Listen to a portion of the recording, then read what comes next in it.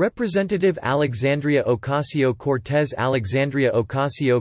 vulnerable Democrats fret over surging Sanders. Warren asks for probe of whether Trump violated law by delaying Puerto Rico funds. CNBC anchor Caruso-Cabrera to challenge Ocasio-Cortez in primary. More D-N.Y. on Wednesday panned former New York City Mayor Michael Bloomberg's response to leaked audio this week that shows him defending the controversial policing policy known as stop-and-frisk.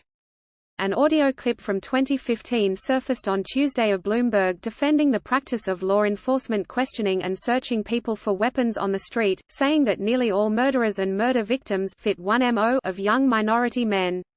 The stop-and-frisk policy was widely criticized for racial profiling and ineffectiveness in reducing crime. Ocasio-Cortez, who has endorsed Senator Bernie Sanders (IVT) in the Democratic presidential primary, said that Bloomberg's attempt to distance himself from those comments fell short and failed to take responsibility for the policy while he served as mayor of the city that includes her district. "That was my family. And that was my community. And that was my neighborhood," said Ocasio-Cortez, who represents parts of the Bronx and Queens. People's lives were ruined. So are those folks going to get their records expunged? With a tweet? They're not, she added in a conversation with reporters near the House floor. So I think that we need something a little bit more than that. President Trump. Donald John Trump. Winners and losers from the New Hampshire primary. Sanders on NH victory, win is beginning of the end for Donald Trump. Biden, Warren on ropes after delegate shutout. Moore and his campaign manager, Brad Parscale, seized on the clip on Tuesday as evidence that Bloomberg is a complete racist. 95% of your murderers and murder victims, fit one MO. You can just take the description, Xerox it and pass it out to all the cops, Bloomberg says in the video. They are male, minorities, 16 to 25. That's true in New York. It's true in virtually every city. Bloomberg had previously apologized for stop and frisk, and in a statement on Tuesday, he acknowledged that the policy was overused and that he regretted it wasn't ended sooner. I inherited the police practice of stop and frisk, and as part of our effort to stop gun violence it was overused. By the time I left office, I cut it back by 95%, but I should have done it faster and sooner. I regret that and I have apologized, and I have taken responsibility for taking too long to understand the impact it had on Black and Latino communities, Bloomberg said. However, the use of stop and frisk initially rose significantly during his time as mayor and declined in part because of litigation against it.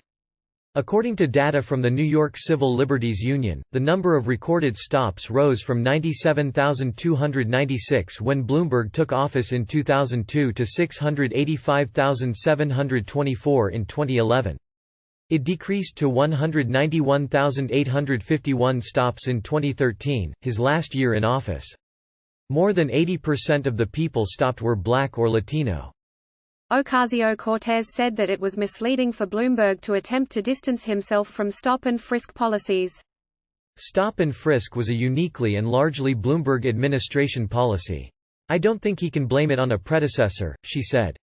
Bloomberg, who is trying to cast himself as a centrist alternative to candidates such as Sanders, unveiled 3 new endorsements from members of the Congressional Black Caucus on Wednesday in the face of the latest controversy over stop and frisk. Centrist House Democrats are openly fretting that Sanders, who won the New Hampshire primary on Tuesday night following a strong showing in the Iowa caucuses, would be a disaster if he becomes the party's nominee. Some even fear that having Sanders at the top of the ticket could lead to Democrats losing the House.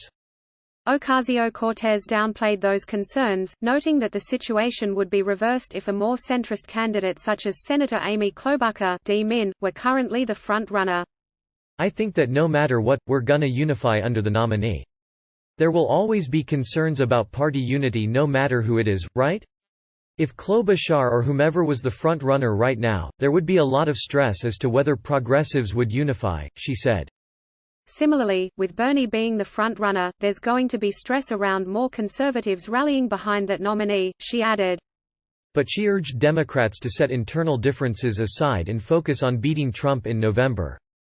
I think we need to all acknowledge the existential threat, Ocasio-Cortez said. We need to be bigger than that.